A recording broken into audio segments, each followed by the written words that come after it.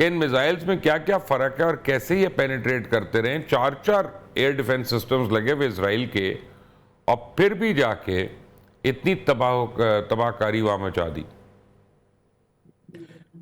एक हमें पहले समझने की ज़रूरत है जो इसराइल के पास एयर डिफेंस सिस्टम है, इसमें जो उनके पास एयर डोम है जो कि अमेरिका ने उसे सप्लाई किया हुआ है।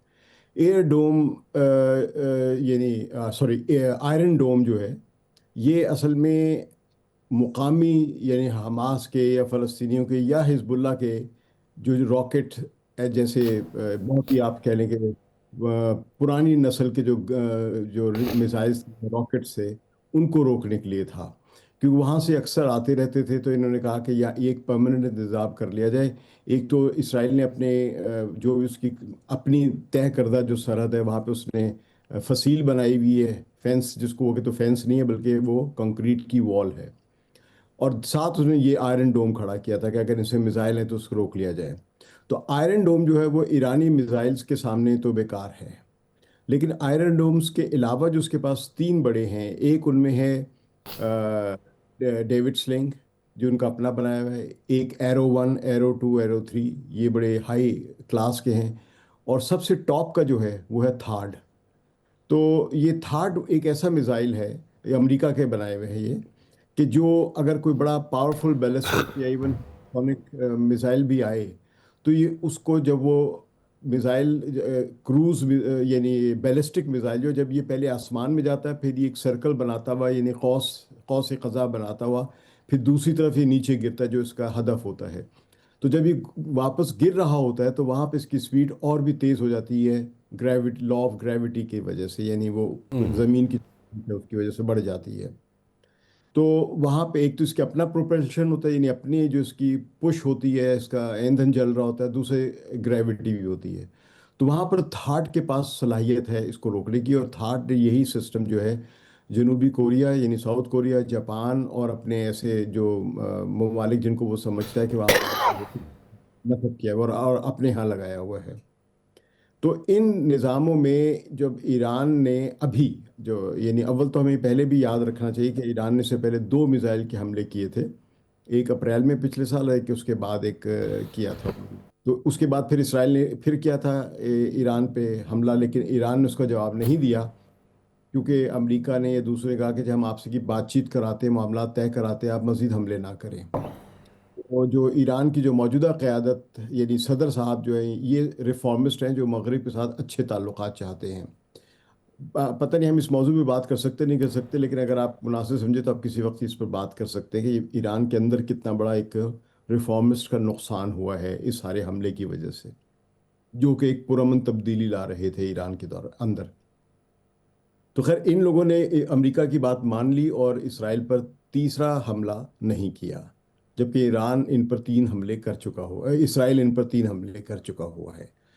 तो अब जब ये जंग शुरू हुई तो पहले दिन तो आपके इल्म में है कि इसराइल ने इनकी पहले लीडरशिप सारी हलाक कर दी। और उसके बाद ये जब संभले तो 15 एक घंटे लग गए, और उसमें संभलने के बाद फिर इन्होंने अपने मिसाइल शुरू किए। और जाहिर है इब्तदाई तौर पे मिसाइल जो है इन्होंने वो मारे हैं इसराइल के ऊपर जो कि 20-20 साल पुराने थे। और जाहिर है शुरू में आप इस तरह एहतियात से मारते कि आप पहले आप चेक करते हैं कि आपके पास कहाँ कहाँ पे रुकावट होगी, कॉरिडोर कहाँ पे है कहाँ पे नहीं है, यानी रास्ते कहाँ पे बने हुए, ये आप ये समझ लीजिए जिस तरह माइंस का काम होता है ना, कि आप बारूदी बारूदी सुरंगें लगा देते हैं। तो फिर वहाँ पे आप चेक करते हैं पहले कि कहाँ कहाँ बारूदी सुरंगें कमज़ोर हैं या कम हैं, फिर आप वहाँ से एक रास्ता बनाते हैं आगे बढ़ने का। तो इसी तरह इन्होंने देखा कि कहाँ कहाँ पे उनके एयर डोम्स या एयर डिफेंस सिस्टम जो बड़ा मजबूत है, तो वहाँ से हट के फिर उन्होंने दूसरे रास्ते तलाश करने शुरू किए।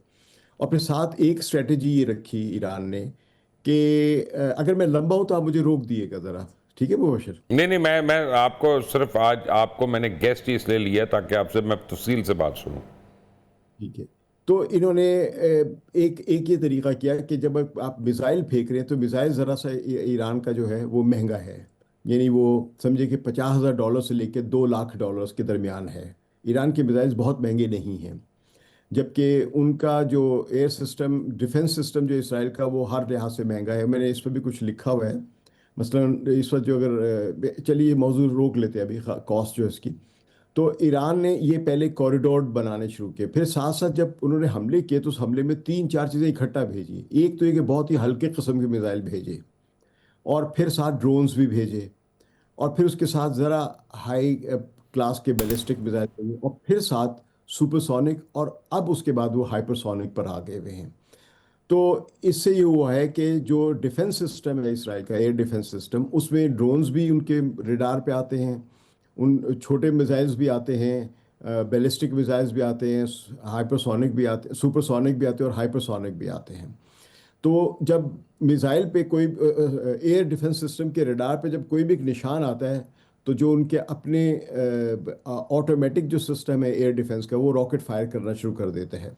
लेकिन ये जो लोकल डिफेंस कमांडर है वो ये तय करता है कि अभी हमने फायर करने हैं या नहीं करने हैं। तो अब उसकी एक जजमेंट होती है कि वो कहाँ पे फायर करे ना करे। तो आमतौर पे वो जो समझदार कमांडर्स बैठे होते हैं, वो ड्रोन्स को आइडेंटिफाई कर लेते हैं उनकी स्पीड से कि हल्का आ रहा है, हल्की स्पीड में आ रहा है तो इसका मतलब ये ड्रोन है, और अगर ये तेज़ स्पीड में आ रहा है तो ये मिसाइल है, और अगर बहुत तेज़ स्पीड में आ रहा है तो ये फिर कोई बैलिस्टिक या सुपरसोनिक मिसाइल है। उसको रोकना इनके लिए बहुत मुश्किल होता है, इतनी इस जजमेंट में ही देर लग जाती है। तो ये सिस्टम रख के जब ईरान ने अपने फायर करना शुरू किए तो उनका डिफेंस सिस्टम को एग्जॉस्ट करना शुरू किया। उस एग्जॉस्ट करने के दौरान जब इसराइल के जब मिसाइल्स चलते हैं, यानी जो डिफेंस करने के, यानी मिसाइल्स को रोकने के लिए जो उनके अपने सिस्टम चलता है, वो एग्जॉस्ट हो जाता है, उसको फौरन वो रिप्लेस करते हैं। इस रिप्लेस करने में कम से कम 10-15 मिनट, ग्यारह या बारह मिनट तो लगते हैं।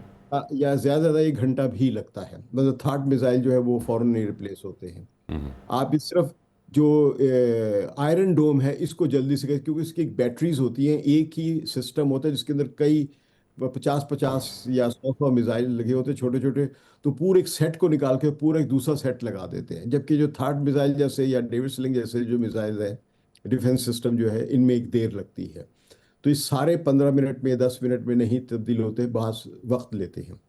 तो वो ये सब विंडोज़ बनती हैं। उन विंडोज़ के तहत अगर आपको याद है जो ईरान ने पहला जो अटैक किया था गालिबन अप्रैल में पिछले साल, उसमें उसने पहले बहुत सारे ड्रोन्स भेजे थे, और उन ड्रोन्स ने एक खौफ पैदा किया और उनके मिसाइल चलना शुरू हो गए डिफेंस सिस्टम के इसराइल के। उसके बाद इन्होंने आराम से बैलिस्टिक मिसाइल्स मारे, जो कि इनके इसराइल के जनूब तक उनके मिसाइल जाके एयरपोर्ट्स पे लगे हैं, और उससे नुकसान हुआ था। बहरहाल आपको तो जंग की हालत में कोई भी सच नहीं बोलता, तो इसराइल ने कहा कि इनका कोई नुकसान नहीं हुआ था।